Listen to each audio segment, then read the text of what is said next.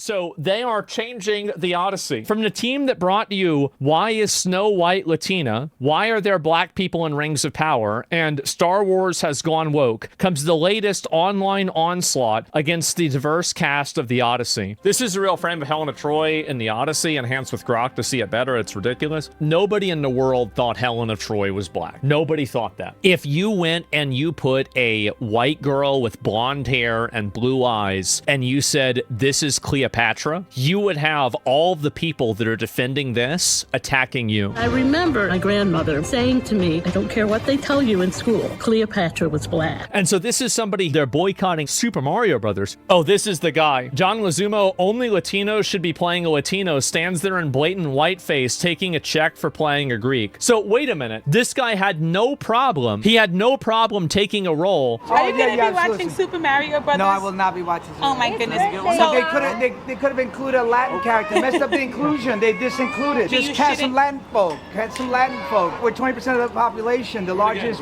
people of color group, and we're underrepresented. Overrepresented in the worst kind of jobs, though. So no Super Mario Brothers for you? Hell no. They have no problem playing this role. They don't care about this. They simply say this so they can take advantage of you. That's it. I want to make 3 points that I think So this is the person right here. Christopher Nolan's Odyssey, translated by Emily Wilson. This is the translator Nolan is using as the basis for his film. This is like 2016 or 17. Imagine what the focus is going to be. Guys, does anybody want to guess? some of the fluffier kinds of press coverage. One is that my being the first woman to translate the Odyssey into English isn't really a headline that should be about me. The headline should be, why is it that this particular field, the field of classical translations of Greek and Roman texts, has been so vastly male-dominated? It's very simple why. Almost all of the stories are masculine-focused stories. Men being men, killing other men, men killing beasts, men winning wars, overcoming challenges, and so obviously it's going to appeal to men more. Like, duh. Being female doesn't in itself guarantee that you'll have a distinctively female or feminine perspective. Yeah, so you had to add that in there yourself. That's great. I'm glad. Women can be misogynistic perfectly easily. Many women aren't feminists. Many women haven't thought about gender whatsoever. For me, one of the most important truths I wanted to tell about the Odyssey, that there's an idea that this is the Odyssey. It's about an unproblematically heroic male Western hero, implicitly white, who is good because he crushes the bad guys, monsters, foreigners, and the story has a happy ending because the good guy gets back with the objectified wife and regains all his wealth and all.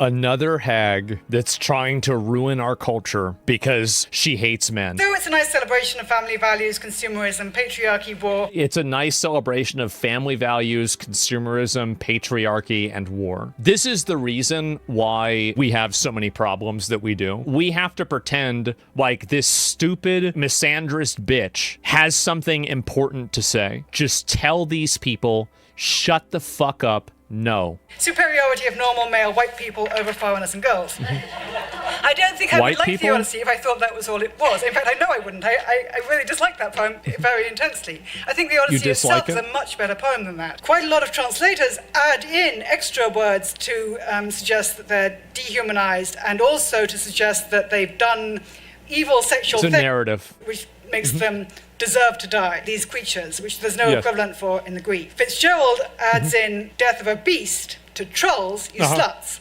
Again, there's nothing equivalent to sluts in the Greek, or trolls. Fagles honors these women with sluts and whores, posing modern versions of misogyny onto this ancient text without interrogating their own, without thinking, how are the misogynies within this text different from my misogynies? How might there be a gap? This is, again, it's all about misogyny. It's all about how oppressed you are. It's insane how bad this is. The part I read was book 9 about the Cyclops. I was curious to see the degree to which translators undermine or not recognize what I think is clear in the Greek, which is that Polyphemus is an anthropos, he's a human being. He's not a human being. I thought that his father was like Poseidon or something. That's why Poseidon fucked up the ship. What?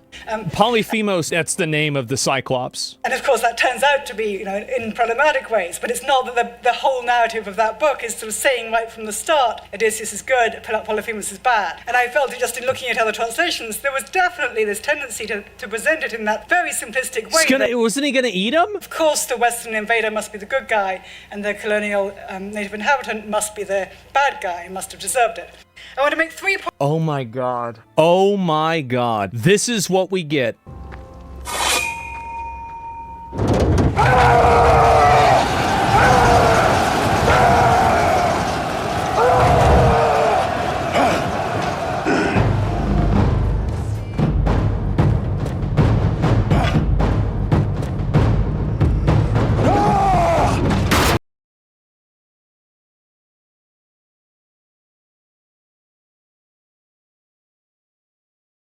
Okay, I didn't know how this was gonna go, but I guess that kind of settles it, right? Yeah, oh my fucking god. It be like that? Yeah, it sure do be like that.